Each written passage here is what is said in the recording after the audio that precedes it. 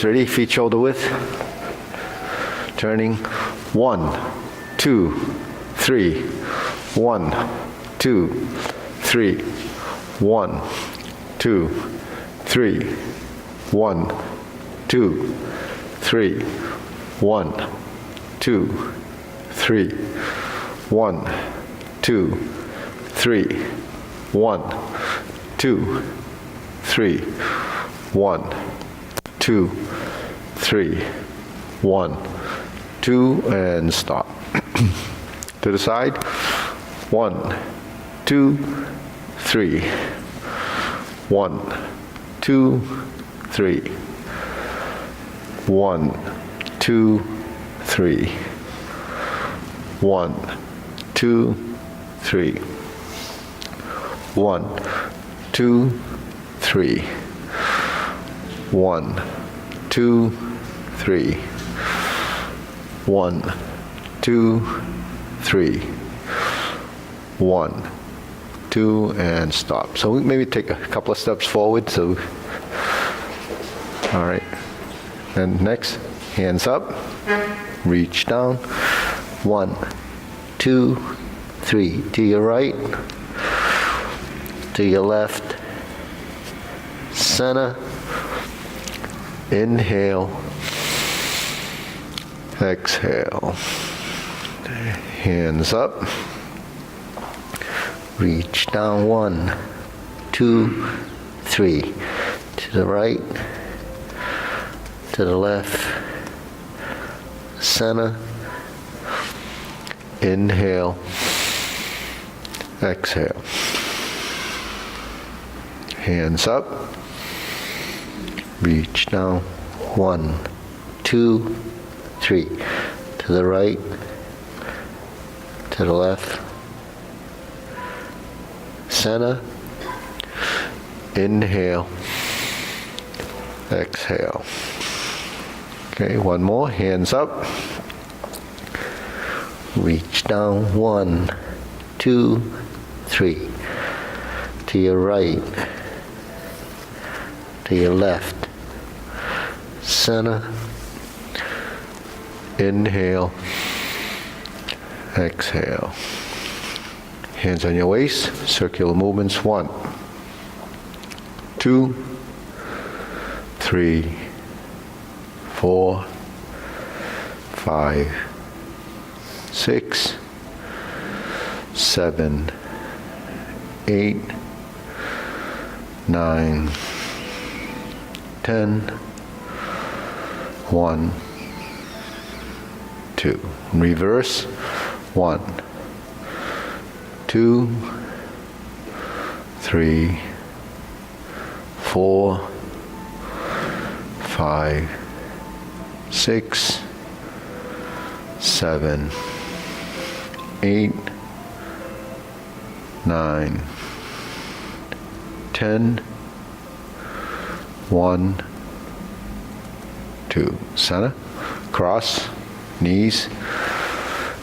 1, 2, 3, 4, 5, 6, 7, 8, 9, 10.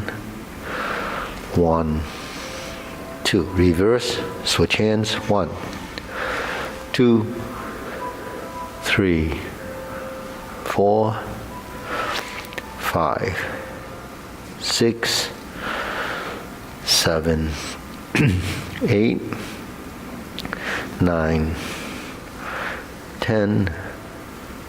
1, 2. Center. Hands in your waist. Neck turning. 1, 2, 3, 4, 5, 6, 7, 8, 9, 10. 1, 2. Back and forth. 1, 2, 3, 4, 5, 6, 7, 8, 9, 10, 1, 2. Center tilt to the side, 1, 2, 3, 4, 5, 6, 7, 8, 9, 10, 1, 2. Center, down. Circular movements, 1, 2, 3. Reverse, 1, 2, 3. Center. Inhale. Exhale. Inhale. Exhale. Inhale. Exhale. Spread your feet. Turn. 1, 2, 3, 4, 5, 6, 7, 8, 9, 10. 1, 2, 3, 4, 5, 6, 7, 8, 9, 10. 1, 2, 3, 4, 5, 6, 7, 8, 9, and stop. Center, turn, stretch it out.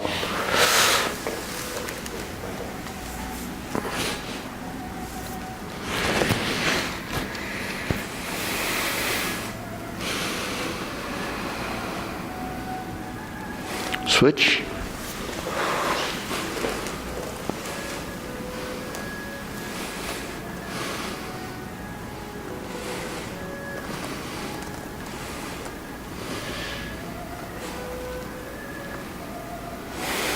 Switch.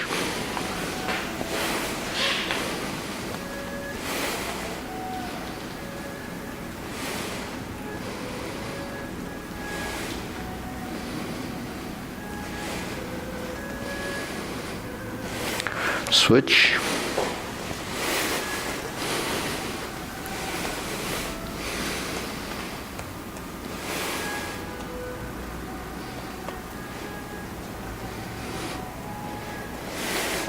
Switch and straighten the front knee.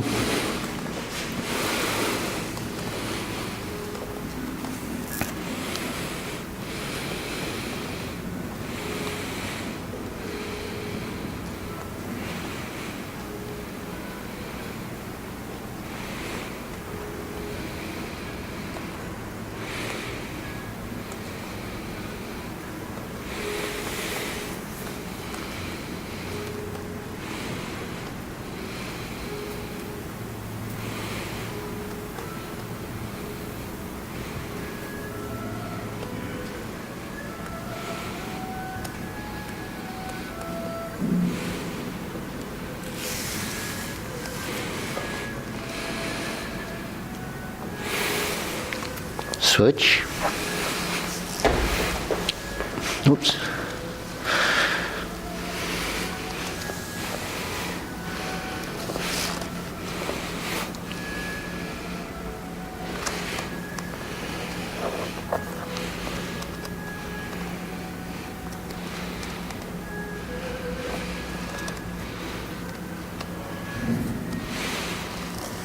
Switch.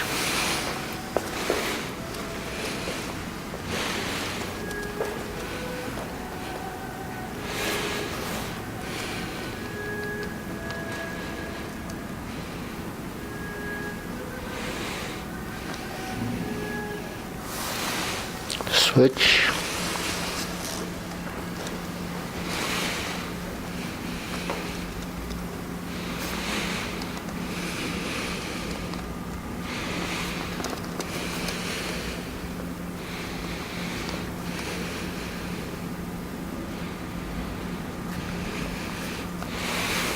Center.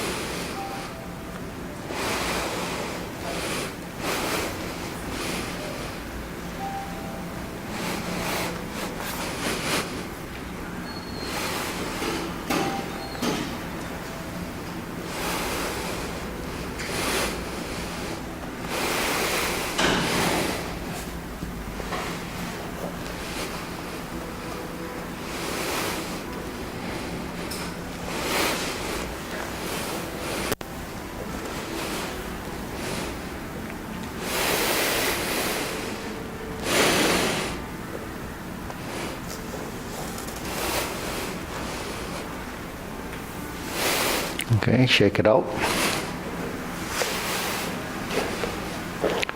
Deep breathing, inhale,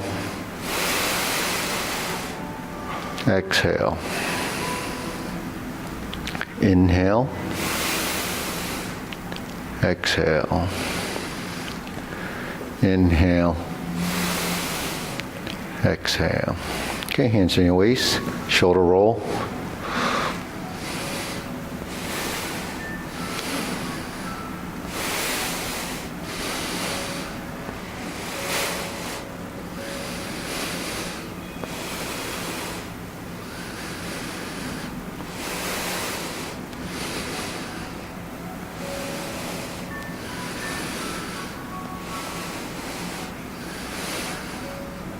Reverse.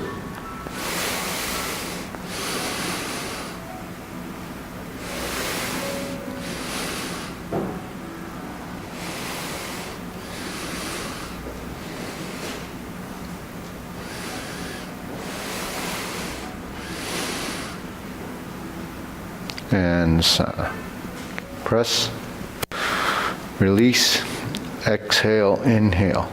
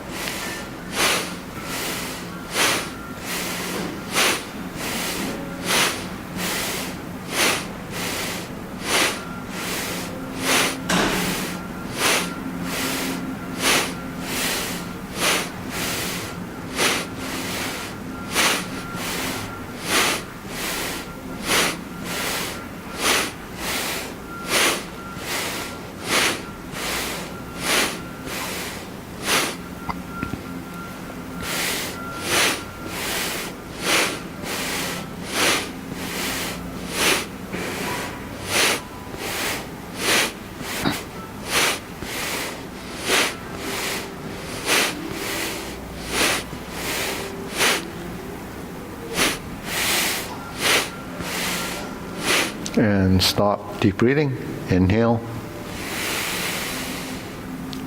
exhale. Inhale, exhale. Inhale, exhale. Okay, wrist.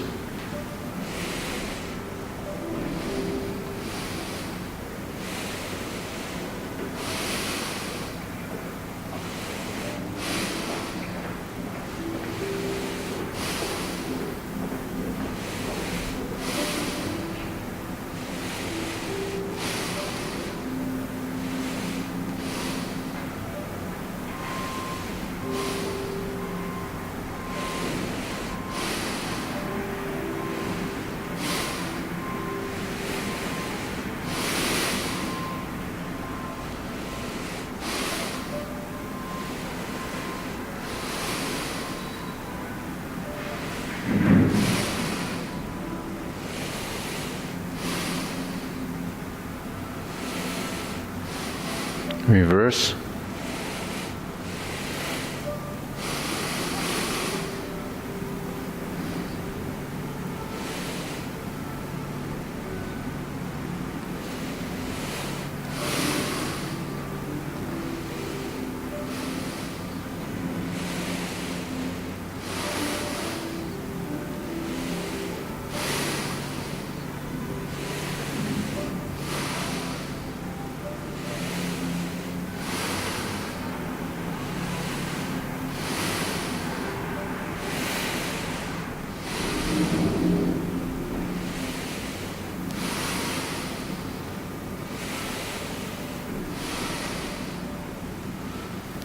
Okay, palms down, bigger circle.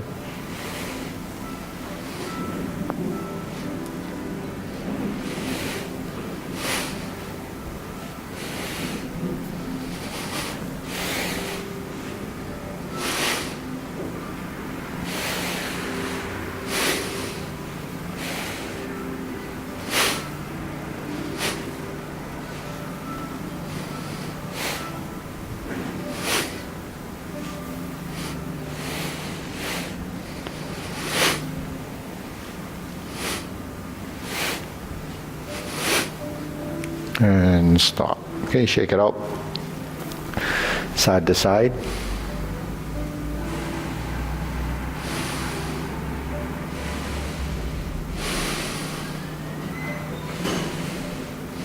And center.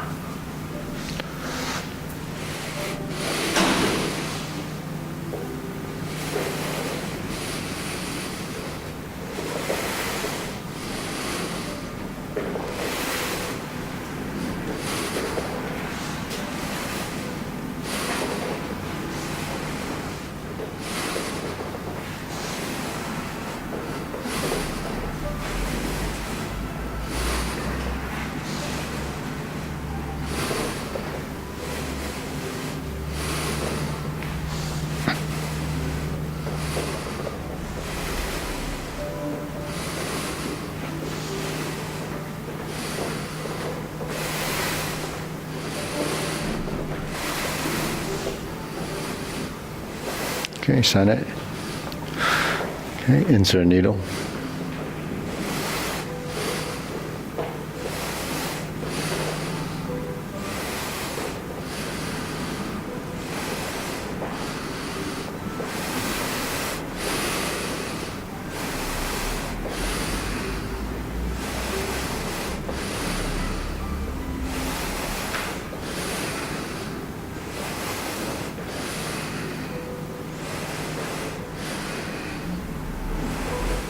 Okay, switch.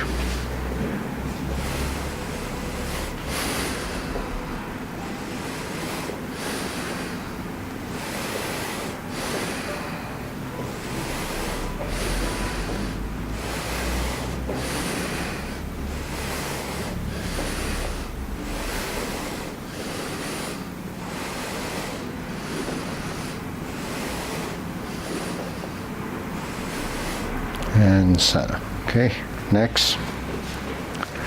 Okay, leg swing.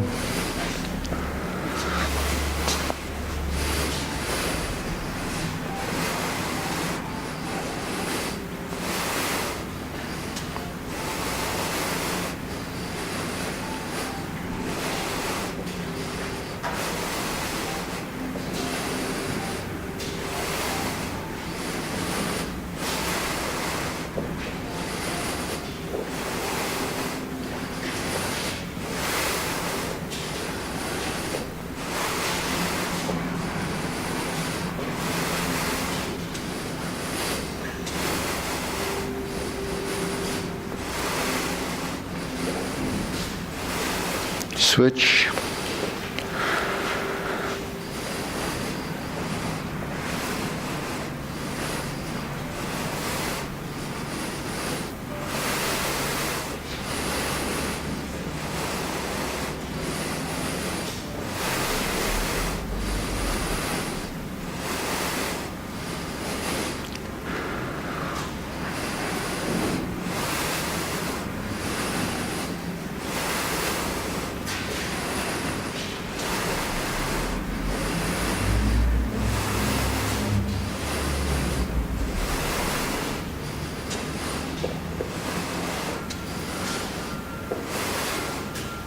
Okay, center, side to side.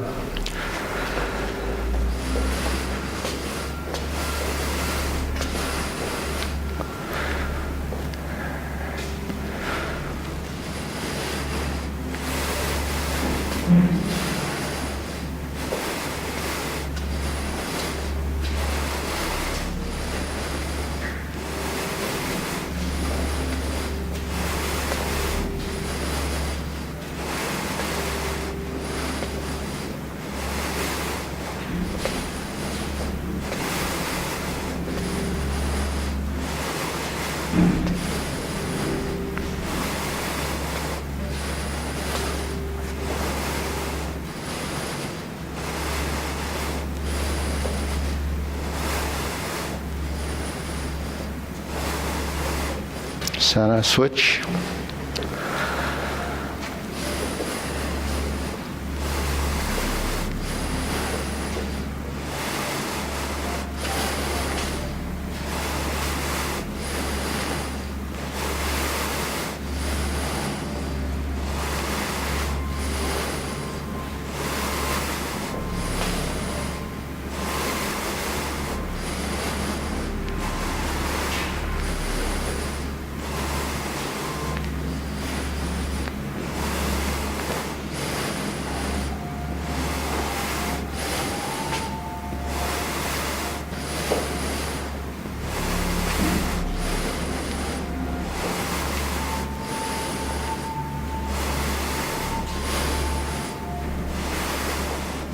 Okay, Sana, shake it out.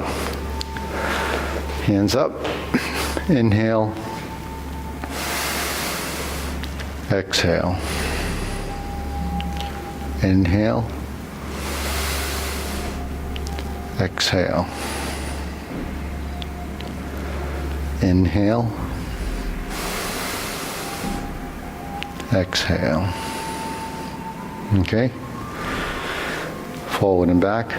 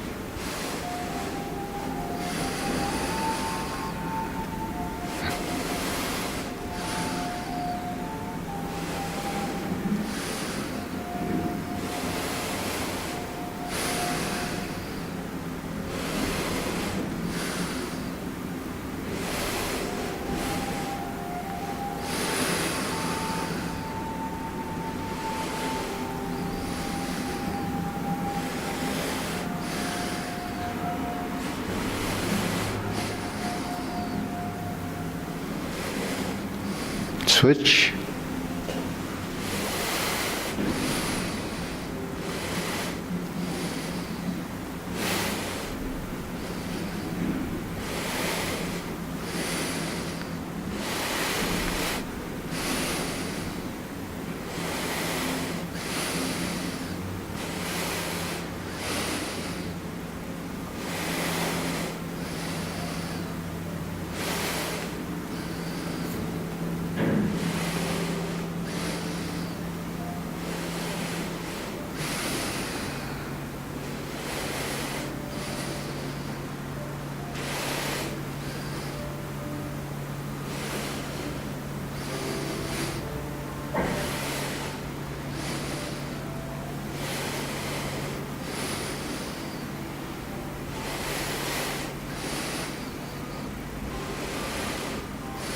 And center.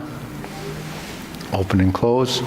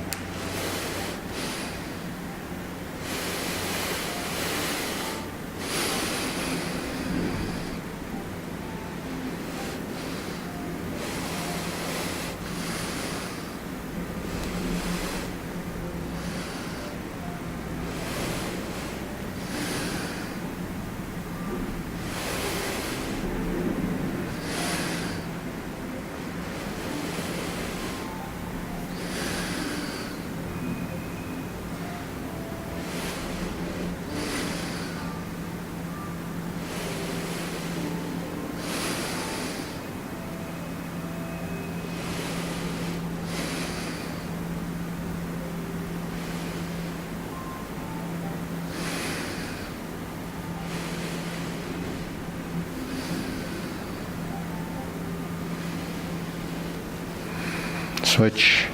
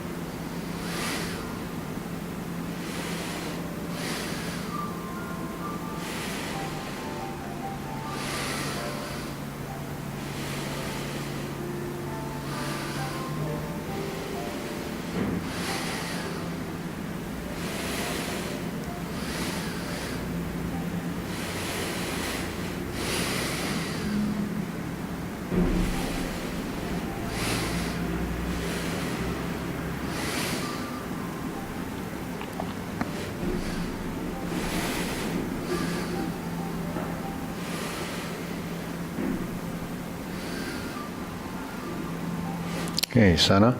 Circular movements, feet parallel, shoulder width.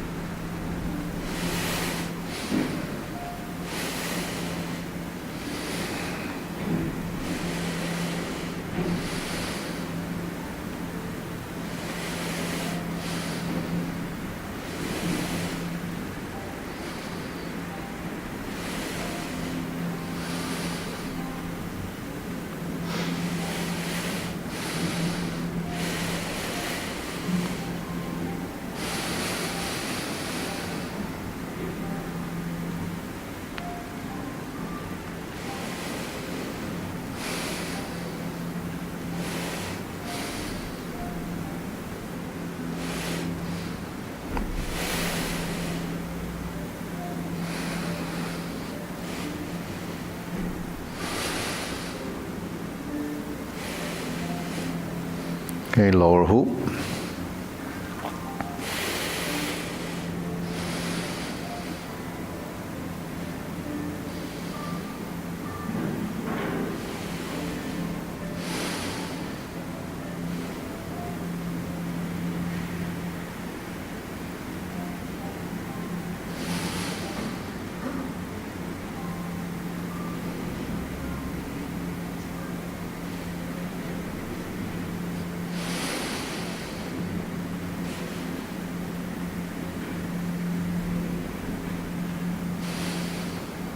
Shoulder height.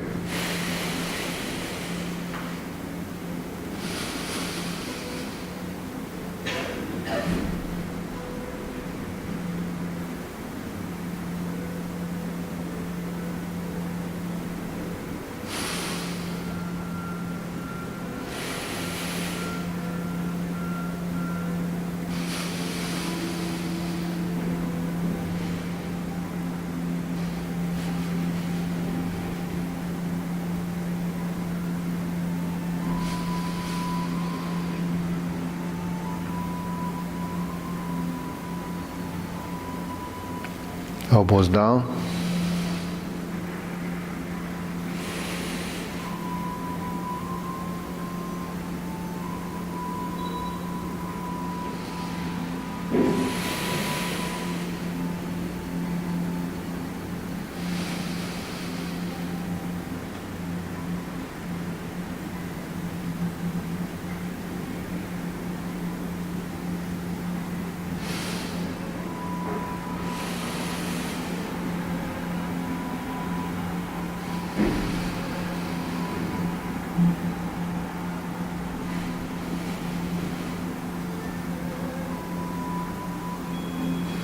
Okay, lower palms down.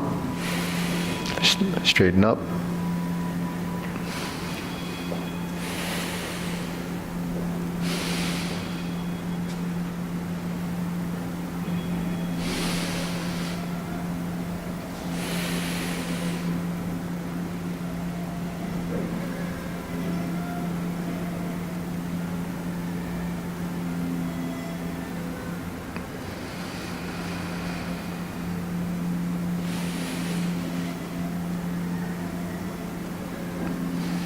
Straighten, fingertips down.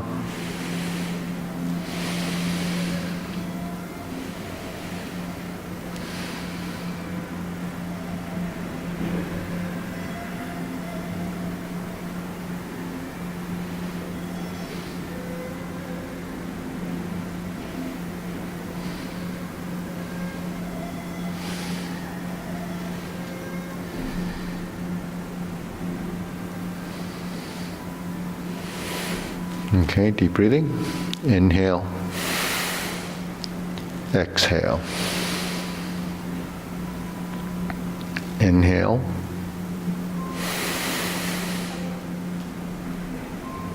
Exhale. Inhale. Exhale. Okay, diagonal flying.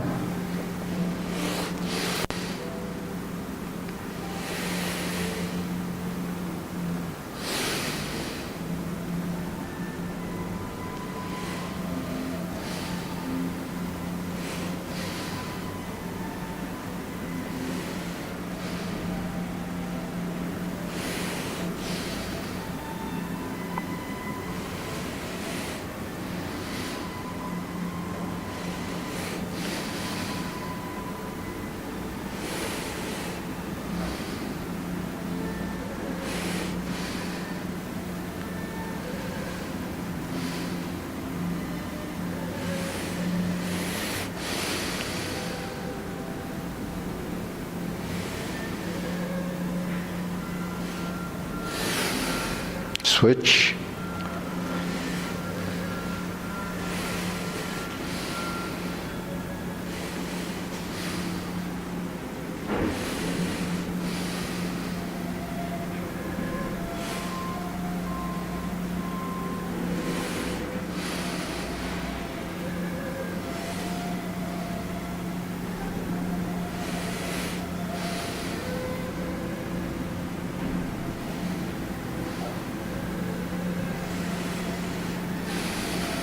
Okay, center, cloud hands.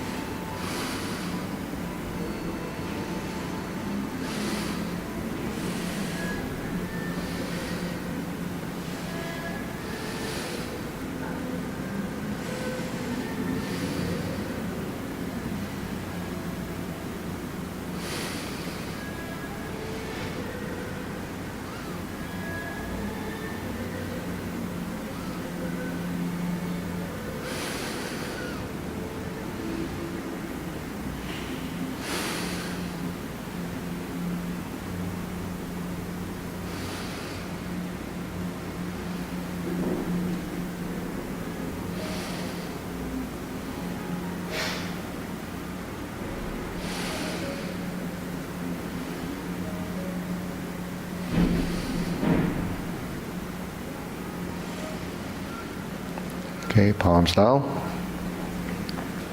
Lift up, carry tiger to the mountain.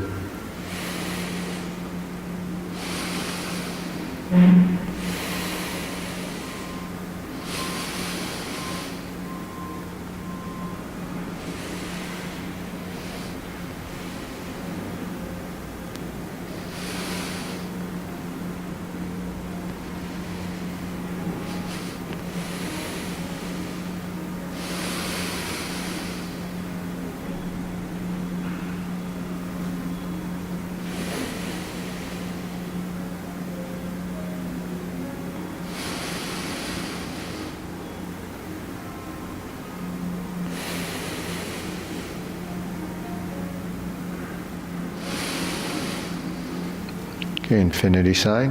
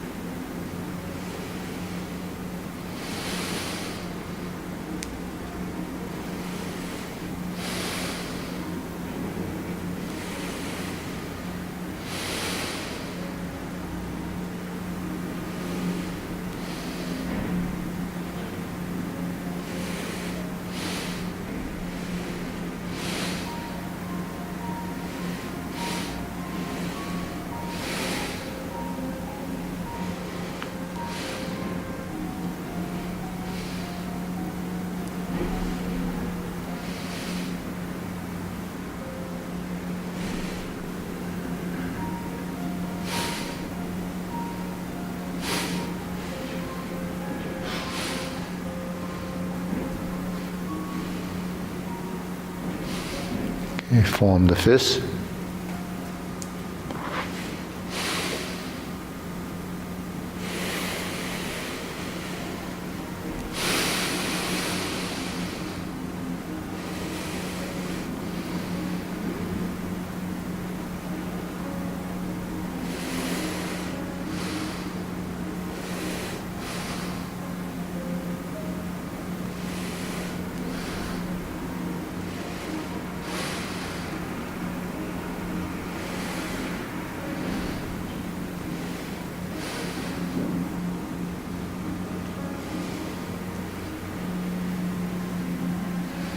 Okay, palms together, strum the lute.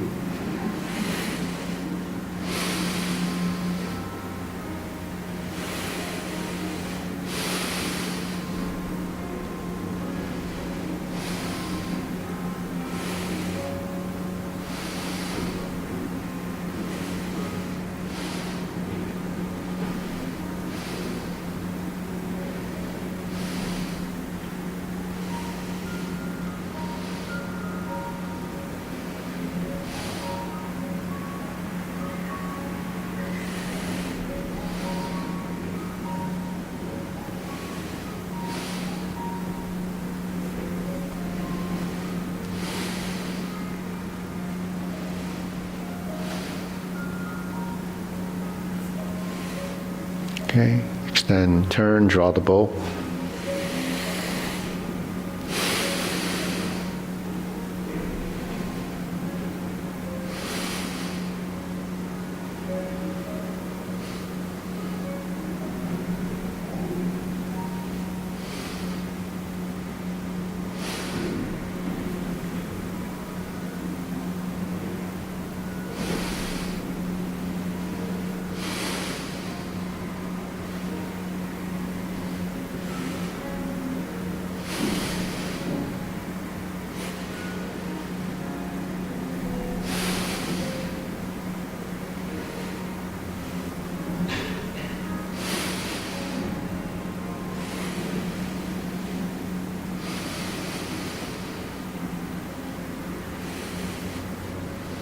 Okay, fan to the back.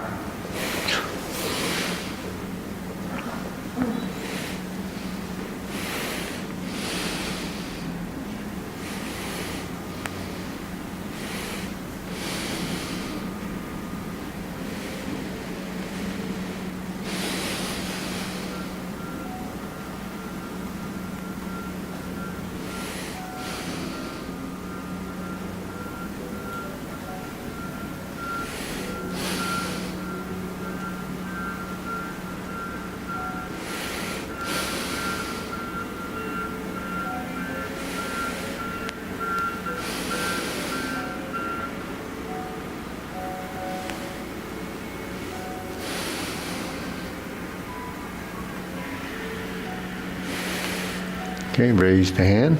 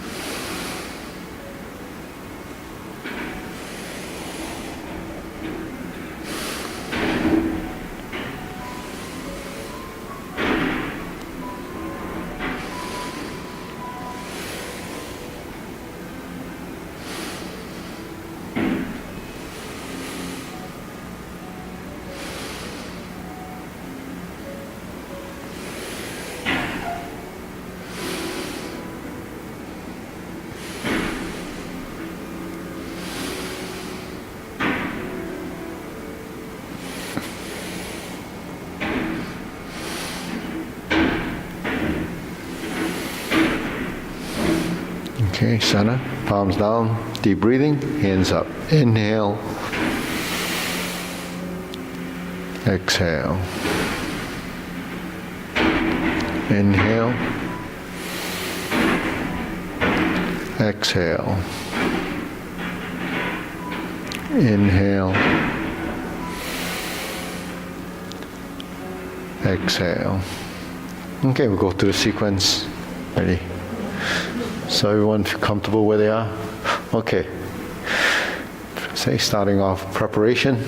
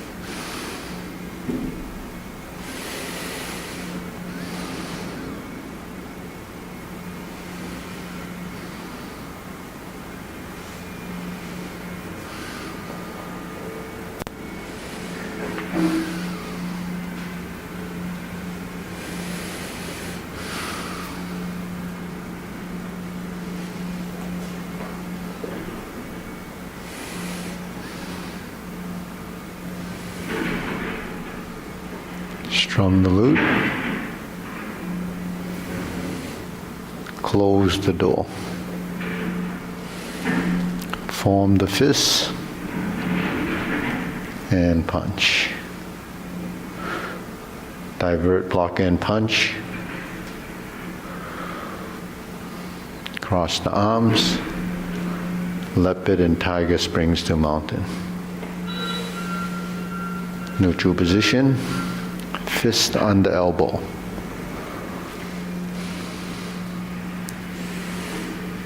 Neutral position. Repulse the monkey.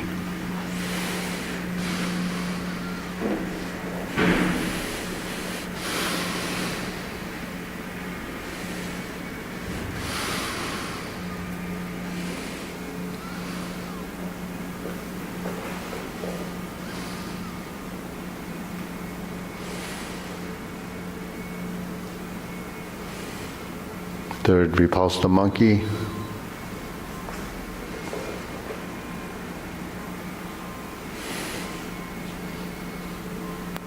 Hold the ball, diagonal flying.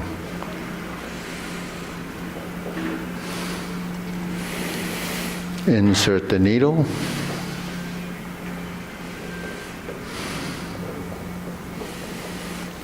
Fan through the back. Turn, stroke down, parry and punch. Form the fist, step up, and punch. Divert, block, and punch.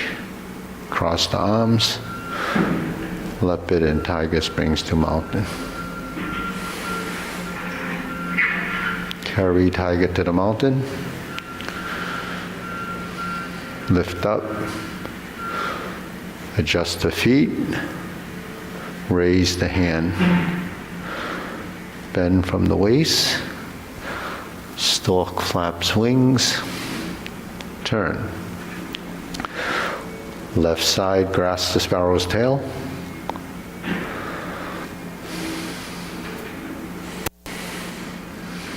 Left side single whip.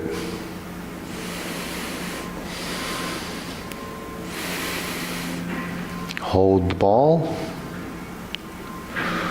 Reverse the ball. Diagonal flying. Stroke down, part the horse's mane.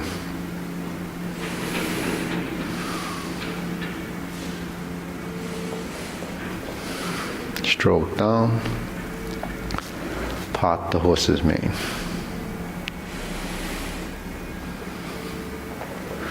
Cross corner, Jade Lady work shuttle.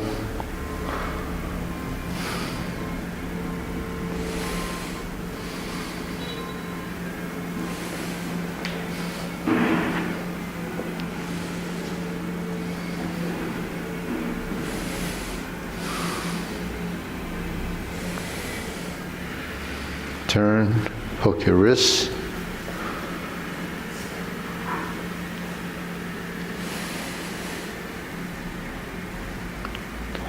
Okay, cloud hands.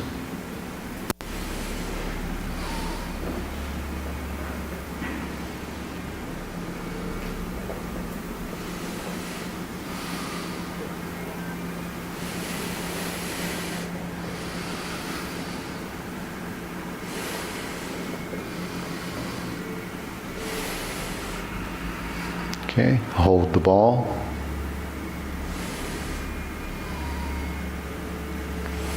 Flip it over, diagonal flying.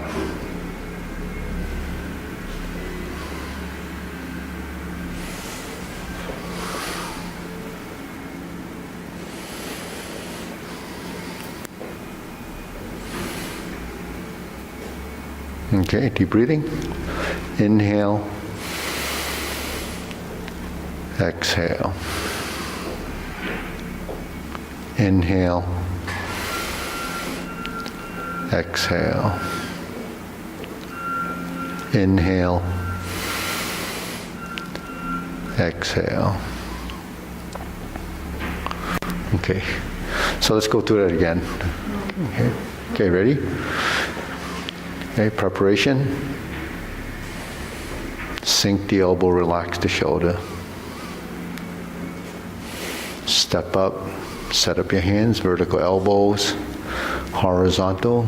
Sit back, turn, pivot, shift your weight, flip your hands, move in, move out. Grasp the sparrow's tail. Hook your wrists, single whip. Hold the ball. Shift. Diagonal flying. Shift. Step up. Press forward. Lower the hands. Pass through center. Raise the hand. Stalk, flaps, wings. Okay, so that's the first section of the form, okay? So, we all learn the sequence and eventually be able to get through the whole thing without thinking about it, but, how do you fix the little nuances that we didn't really realize that were there? So you have hand movements, so let's just look at the sort of the linear form, okay? So first movement, when we sink the elbow and relax the shoulder, we find the vertical position again. Then we bend the knees and shift. We adjust and bring this foot out and find the vertical elbow position on the left side. So here your torso should be turned. So your torso should be facing 45 degrees. If you can't find 45 degrees, so turn a little more. Okay, so you find the 45 degrees, then you square back to press forward. Sit back, turn the spine, and kick the heel out. Okay, let's try that again. We're in this position, we're going forward over the knee, sit back. So we sit back by pushing off the front leg. That means the rear leg has to yield and fold. Now you turn the spine and kick the heel out. Shift your weight, drop your elbow. On the left side, stroke down, push off, shift your weight, you're on your left leg, turn the hips. Square the hips to the side window. Even more.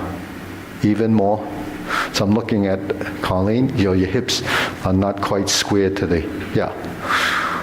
So if you don't square your hips, you're going to step out looking for that place in front of you, and it's going to go off to the side. Okay, so you should be here. You move the foot in, then you move it out. So your left leg actually did a lot of work there. Then you go forward to grasp the sparrow's tail.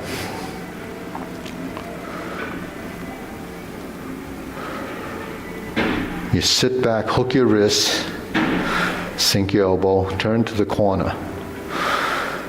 Shift your weight.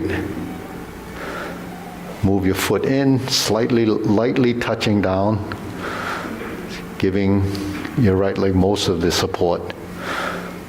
Touch down with the toe and drop in the front knee. Open the stance by pivoting on the heel.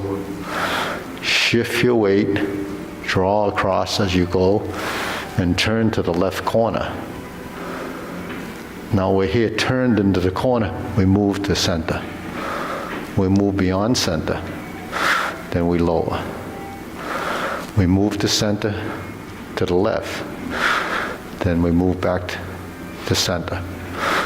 We shift, diagonal arm position, straighten the foot, slant diagonally.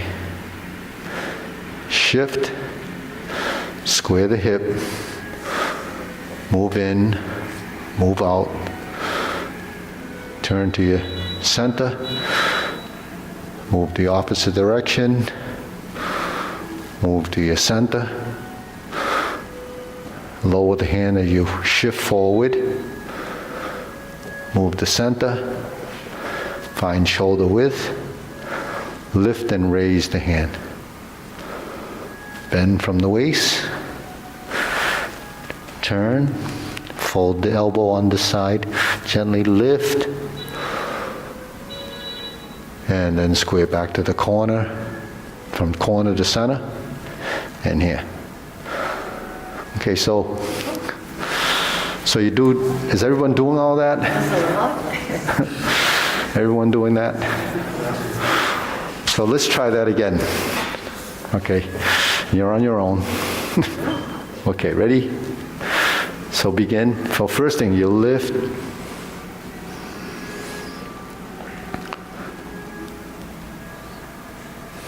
So everything is relaxed. Shift and adjust. Shift, move in, move out, and in.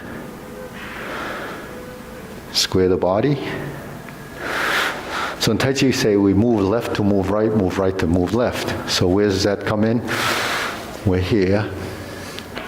Move left, move right, move center, left of center, sit back, kick the heel out, shift the weight, drop the elbow, shift the weight, turn, square the hips as you move the foot in.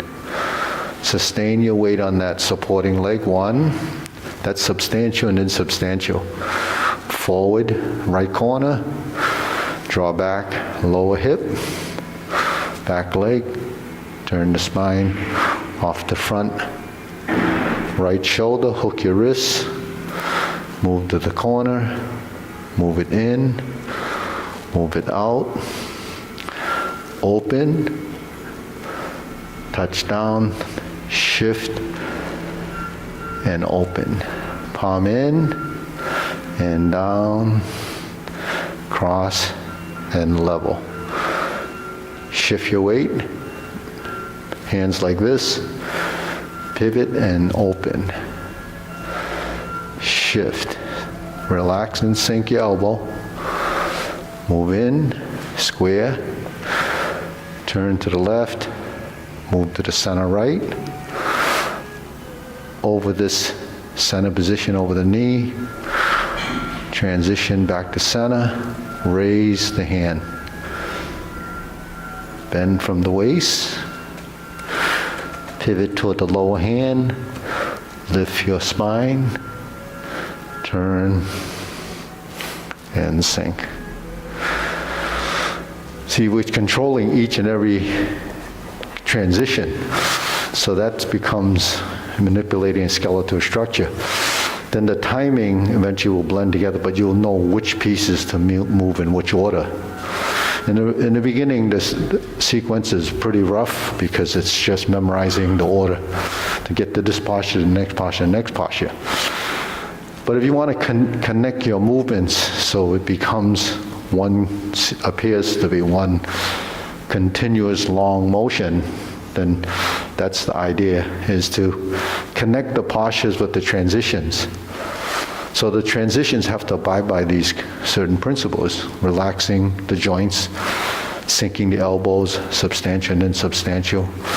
Then how do you get into these positions without actually physically moving it, one at a time? It's actually somewhat connected.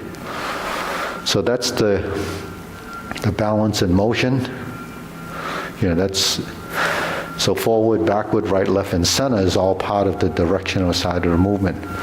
So while you move into the long form, or you're learning additional sequence, this has to evolve along with it.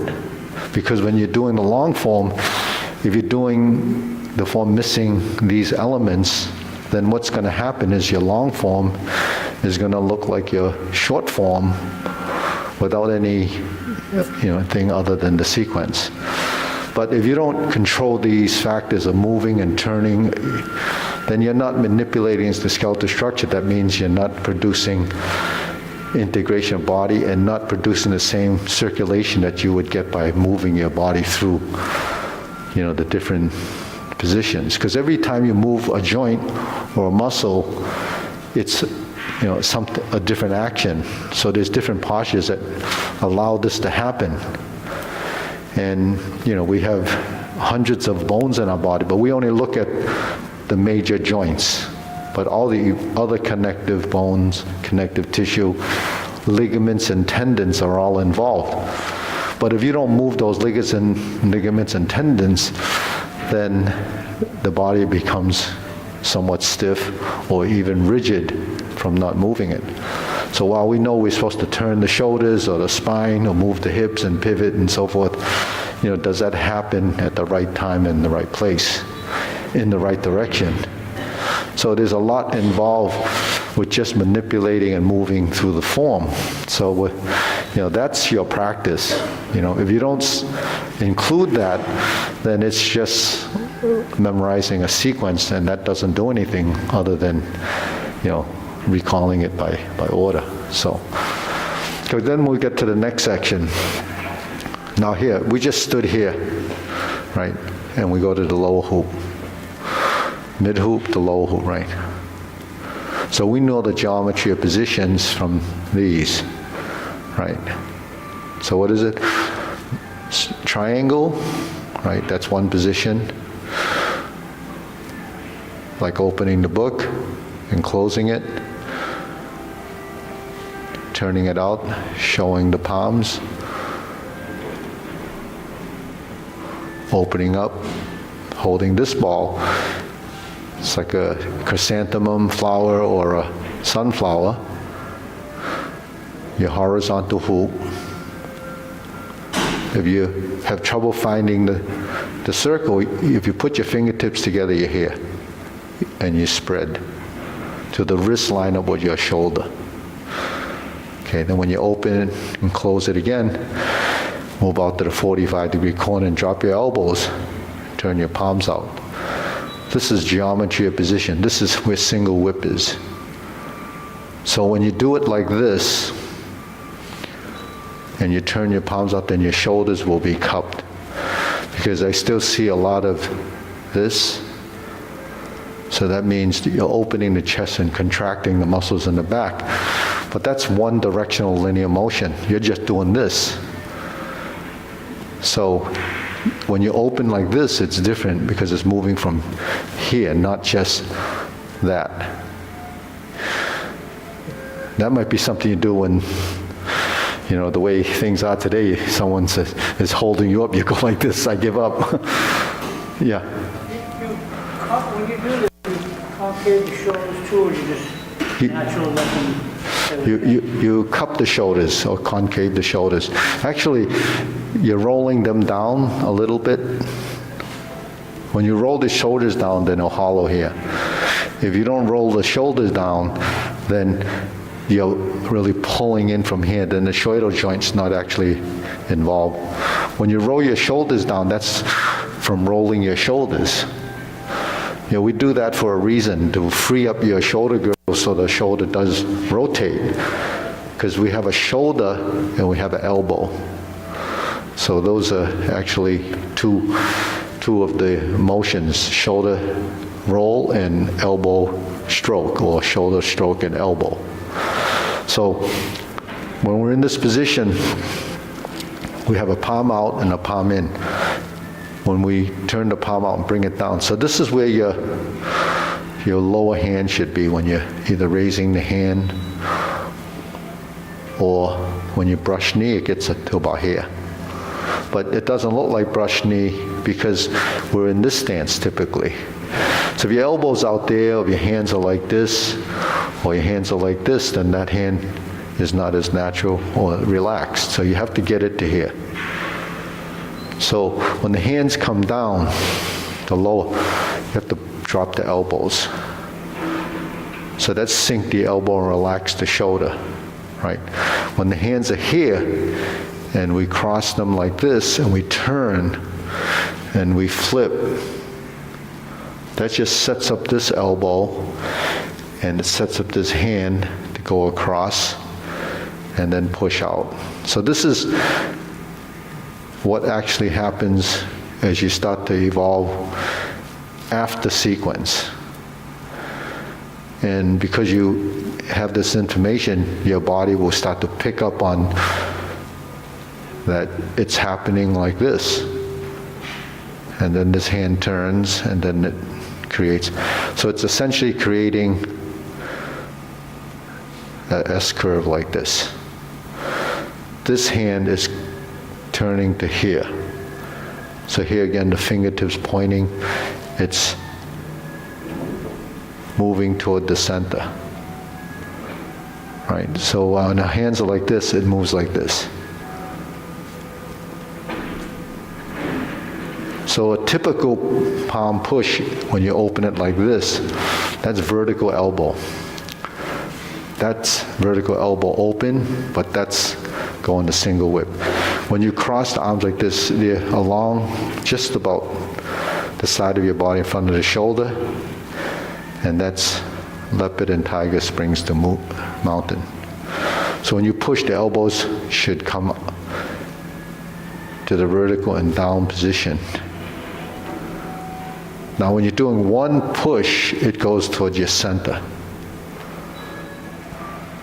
So this is an extreme case because I'm not in a stance and I'm not turning, but you're looking for the center. If you're in a stance and you're looking for the center, now the profile appears to be narrower than when you're like this. You see what I mean? Because now my back is actually twisting a little bit this way in order for my nose to be in line with the knee and my index finger aligned with the nose down to the knee. And this hand is here. So those are the two arm positions in a final position. So posture is targeting that position at the end movement. If it doesn't target that position, then you don't have any finishing or accuracy of motion. So that's brush knee right and left side. So when you do this, you don't want to, when you're in the stance, to turn, twist like this. Your spine should be here and vertical. So controlling your spine to be vertical means balancing your back muscles and balancing your hips. So when you turn, you have a vertical rotation. If you have a slant in your position, then your body's going to be off balance because you don't have a vertical line. You know, it has to align with the body in that vertical plane. So in the vertical plane, your brush knee would be here. Now we go to strum the lute in a square position where it only happens on the left side. We turn the corner, palm up the center. Okay, so here 1, 2, 3. Both hands on the center. Fold the elbows. So here, 1, 2, 3, 4. Now, if you had your stance, you're here, you're like this. Strum the lute is actually, or vertical elbow, in the on-guard position is not like this. It's like this. Okay, so when we're here, when we initially start, it goes to here. 1, from here, 1, 2, 3, shift, together, open, and push, and relax. So when you form from here, after brush knee, you sit back, just come straight up. Brush knee, turn, center, lean, shift, open, push and relax. Shift, form the fist, shift. Step, punch, so it's this line again. Withdraw, turn, turn, punch. This hand goes around. Now we're slightly facing the left. Then we turn back and face the right, and then spread till you face the center. And here's your push. Then we go back to center, 45 degrees. Lower the stance as you lower the arm. Push off the back leg to fist under elbow. And then you reset the center. So that's the second section of the form, and that's what happens with each posture, because each posture is really one unit. So if you practice each unit, then you start to, heighten the awareness of what's going on in each posture. That's why it has to be done slowly, and the sequential order of those movements is what's happening in the format of the movement. So you want movements become a habit, you have to do it enough times to become subconscious behavior. And the space that you're working with becomes relevant to the action. It's like picking up a cup and you go to the mouth and you drink it. That's essentially what happens. You programmed it into a motion and it knows that it's going there. So I gave you a cup and you were going to drink it with the lights out and you close your eyes, would you be able to find, you would go pretty slow because you wouldn't want to break your teeth, and you'd probably land pretty close to where it's supposed to be. You can practice that and find out when your shirt is wet that you probably didn't do it right. But that's what happens when you do this. When you sit back and you go like this, all the things that have to happen between here and here and here and here become additional formatting into the body, and then shifting of the weight. So that's what has to happen. That's sort of it in a nutshell. But the whole form has to go through that, with the short form, because if you do it in the short form, by the time you do the long form completely, that piece will be much more perfected, and it has the accuracy of movement, it has the integration of body, and then, that's becomes active meditation because it enters that subconscious. So while we, look at each other and say, well, how come everybody looks different? It's because everybody's body control is different. Not everybody has the ability to, capture all the nuances. But you can capture it if you do it over time, because you can't learn every little detail in one session. You have to learn a little bit here, a little bit there, a little bit there, and then eventually it all comes together, because that formatting, that program that's up in here has to talk to each other. So this hand talks to this arm talks to this leg talks to this body, this talks to this.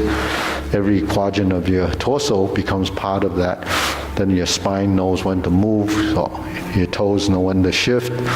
All of this stuff has to happen. So it's pretty complex stuff, but we don't think along these levels with everything else that we do, when it comes to functionality, because we just do it. And it doesn't matter, if you're going to fill a pot with water and you put it on the stove, it doesn't matter how exactly you do it each and every time.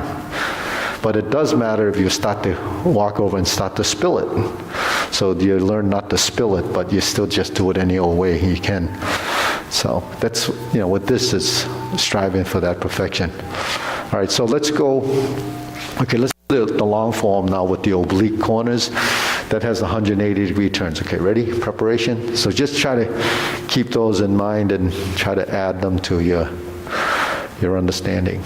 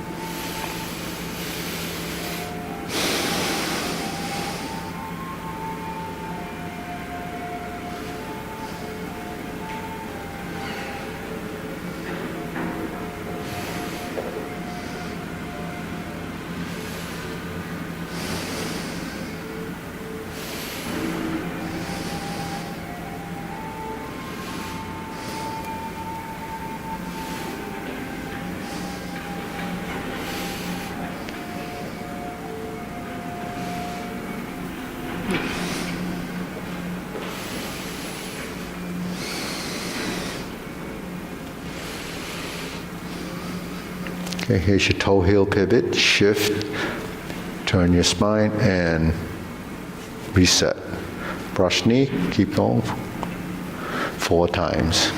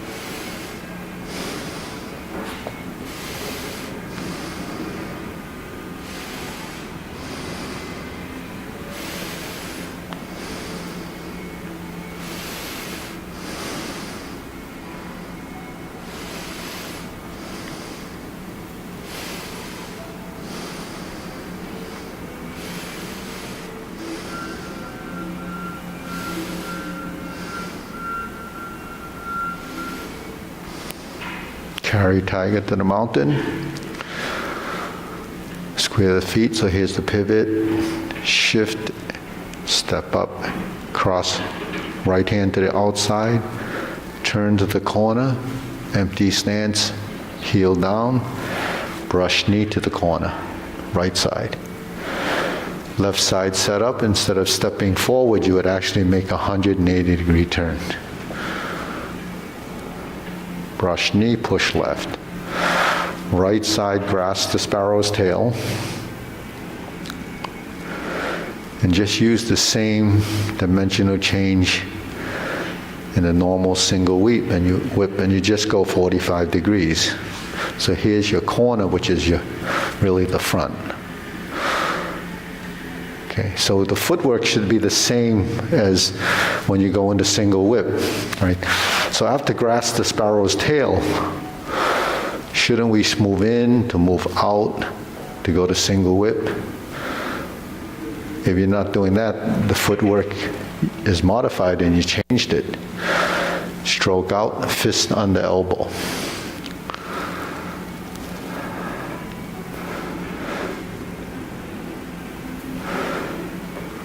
Repulse the monkey.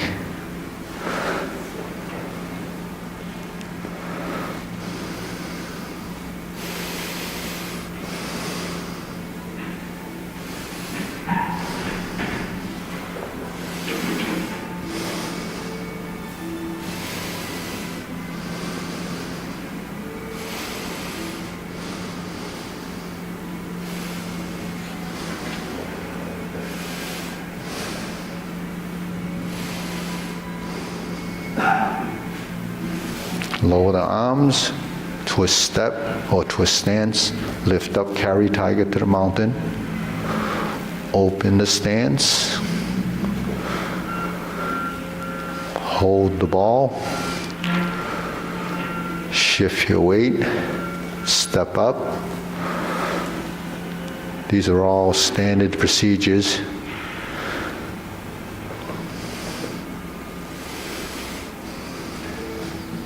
Stalk flaps wings, 2 toe heel pivot, and 1 brush knee. After 1 brush knee, we sit back to insert needle, just like before. Step forward, fan to the back. Turn. Stroke down, parry and punch. Now this time you form the fist and you straighten the back foot and retreat, just like in Repulse the Monkey, where you step back to divert, block, and punch.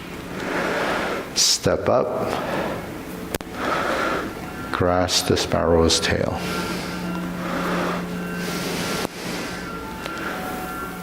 The first set of cloud hands. So use the same footwork to single whip. We hold the ball, We shift like we're going into diagonal flying, but we initiate the first movement for cloud hands.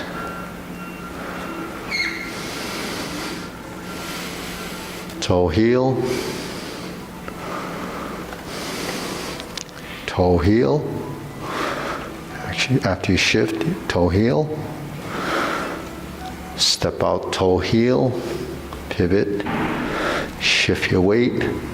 Pivot. Pivot. Toe heel and back to single whip.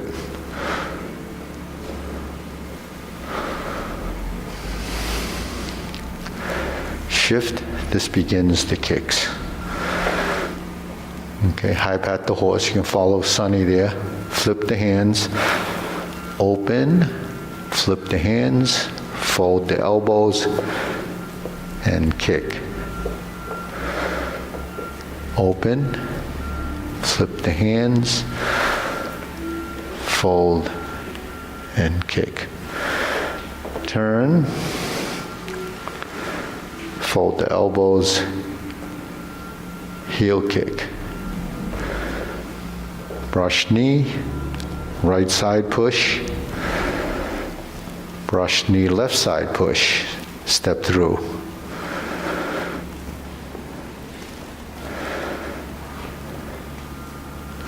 Sit back, go forward, sit back to a step, the planting punch. Then we turn and we have a parry and punch it. So we can pause here, okay? All right, shake it out. Okay, a few deep breaths, inhale. Exhale. Inhale. Exhale. Inhale. Exhale. So when we're in this stance, so we turn to this side, we have the lower hoop and the center hand position in front of the face. So it's sort of like palm strikes face, but it's just a setup.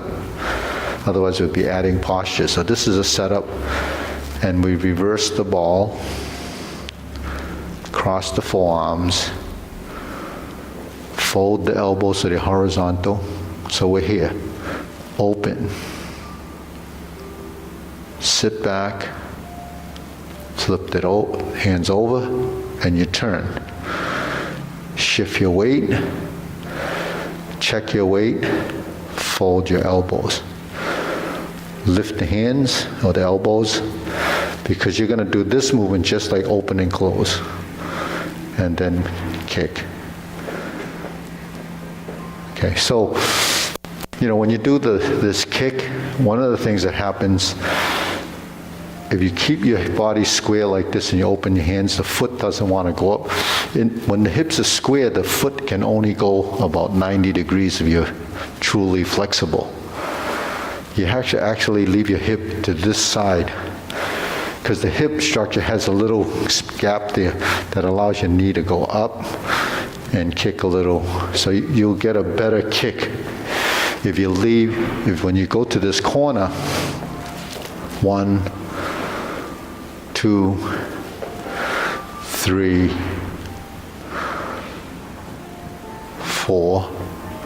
So the hips are actually like your chest is facing there. And then when you lift, the hands open and you can turn your torso toward that direction.